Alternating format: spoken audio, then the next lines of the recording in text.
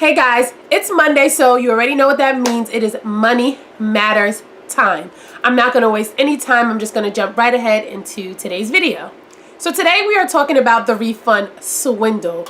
Yes, it is tax season and there are people so hype about getting these W-2s, these 1099s, and all their tax documents, whether it be 1098-Ts from your school, tuition, student loan interest, all that good stuff.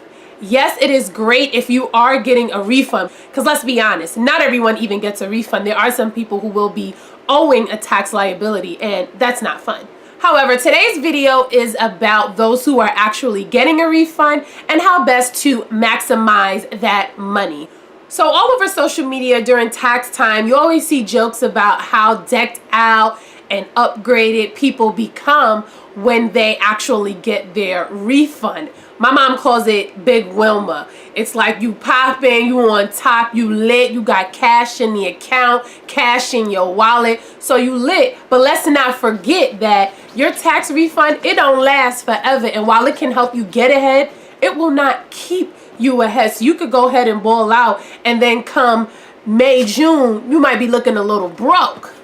Now, I'm not saying you can't do something nice for yourself, but for most of us who are hard workers, getting that tax refund is exciting, and sometimes it can be a little disappointing knowing how much you do work during the year and how much you pay in taxes, and a lot of times the refund and how much you pay in taxes, it doesn't always add up. Well, most of the time it doesn't add up at all. But anyway, that's neither here nor there. So I'm going to touch on that a little bit more later, but let's get into some things that you can do to actually maximize your refund and help you along in your financial obligations. So the first thing you can do is either start or increase your emergency fund. And I don't know, everybody doesn't call it an emergency fund, so it's your emergency fund, your cushion, whatever it is that you want to call it. If you don't have one, now is the prime opportunity to go ahead and open one. And if you do have one, you know, how much is in there? Could it use a little bit of extra money? Does it need some more padding? That's one thing that you can do with either all or a portion of your tax refund. The second thing is hit some debt.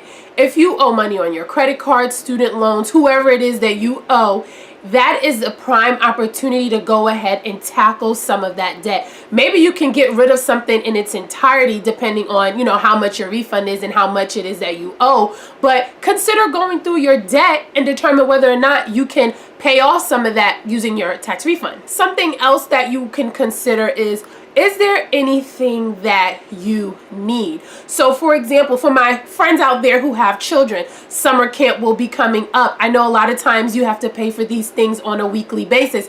Can you prepay for some of that or all of it for the whole summer? That's something you can do so that when the summer comes, you don't have to worry about scraping up the money, because guess what? You already got it. Or for my homeowners, has something been breaking down in your house? Do you need a new hot water heater? Is your roof leaking?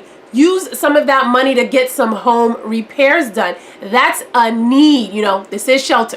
Another option is to use some of that money towards your retirement fund. If you are already contributing to your employer's retirement account, consider opening up an IRA account, starting your own retirement savings. There's nothing wrong with diversifying your options and having money in multiple places for when you retire. Another thing I wanted to hit on is those one-time bills that you may receive during the year. For example, a medical bill. You might want to take some of your tax refund and either pay off or put a significant dent in something like that.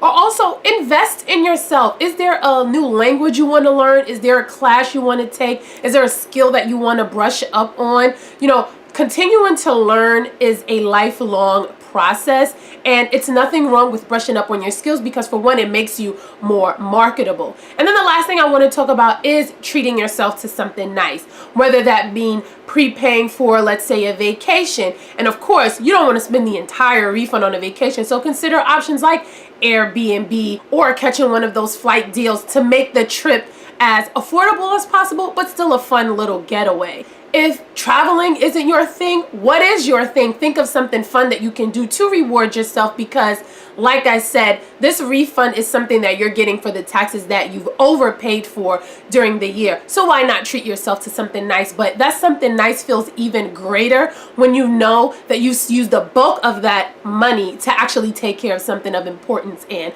priority. So if you have any questions, please let me know. I elaborate a little bit more on a few of these things on yourlifeandfinance.com, so you can check that out. So please like, share, subscribe, and keep coming back. If you have any video requests, let me know. I will see you guys next Monday for the next Money Matters episode. Have a great week.